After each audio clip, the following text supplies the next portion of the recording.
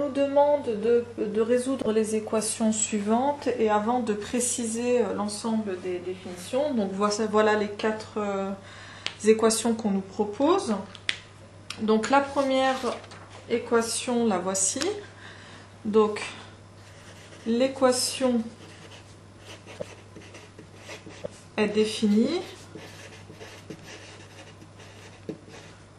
si et seulement si. Donc on a cette valeur-là qui est strictement positive, ainsi que celle-ci. Donc ça nous revient à résoudre un système d'équations qui est le suivant. 2 plus 5x strictement positif et x plus 6 qui est strictement positif. Si et seulement si. Donc la première, elle revient à dire que x est strictement plus grand que moins 2/5, pardon.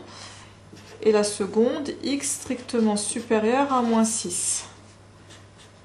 Donc, x, il doit à la fois appartenir à l'intervalle moins 2/5 plus l'infini et à l'intervalle moins 6 plus l'infini. Ce qui revient à dire que x doit appartenir à l'intervalle moins 2/5 plus l'infini, étant donné que cet intervalle-là est inclus dans celui-ci. Alors maintenant, on va pouvoir résoudre, maintenant qu'on a trouvé l'ensemble de définitions, on va pouvoir résoudre l'équation. Donc on a log de 2 plus 5x qui est égal à log de x plus 6, si et seulement si 2 plus 5x est égal à x plus 6. Il suffirait de composer avec la fonction exponentielle pour obtenir cette égalité-là. Donc si et seulement si on a 5x moins x qui nous fait 4x, qui est égal à 6 moins 2 qui nous fait 4. Si et seulement si x est égal à 4 sur 4 qui est égal à 1. Alors comme 1 appartient bien à l'ensemble de définitions, qui je vous le rappelle est l'intervalle moins 2/5 plus l'infini, on peut en conclure que la solution est le nombre 1.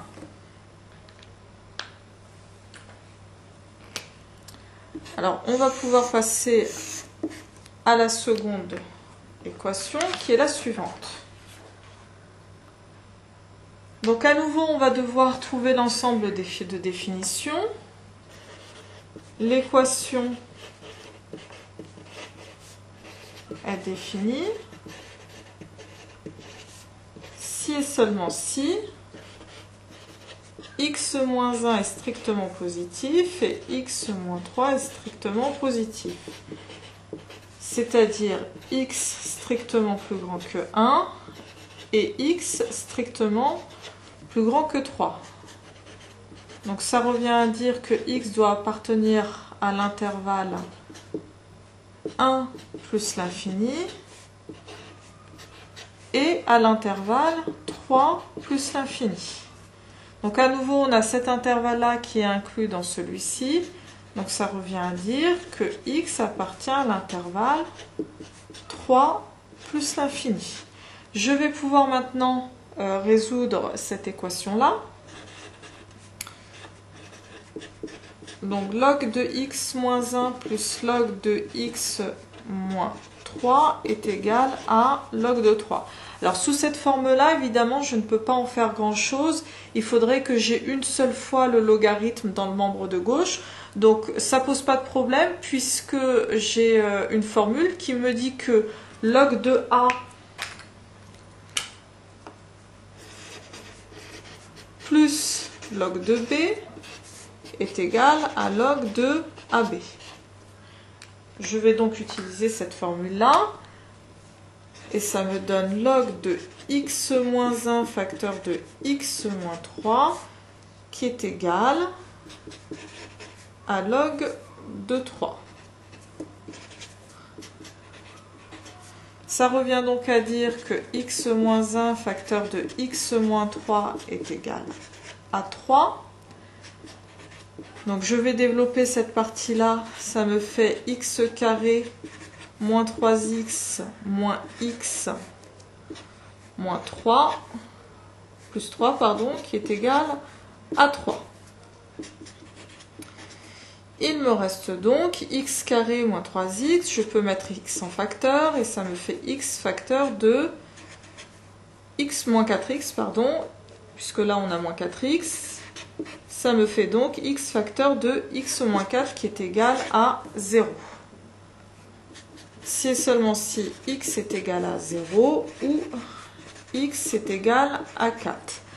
Alors, on constate que 0 n'appartient pas à l'ensemble des définitions, tandis que 4, il appartient à l'ensemble de définitions. Ça veut donc dire qu'on n'a qu'une seule solution au final, qui est la valeur 4.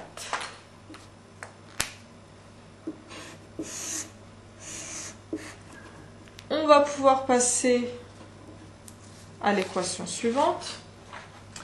Donc ici, l'ensemble de définitions est bien entendu 0 plus l'infini.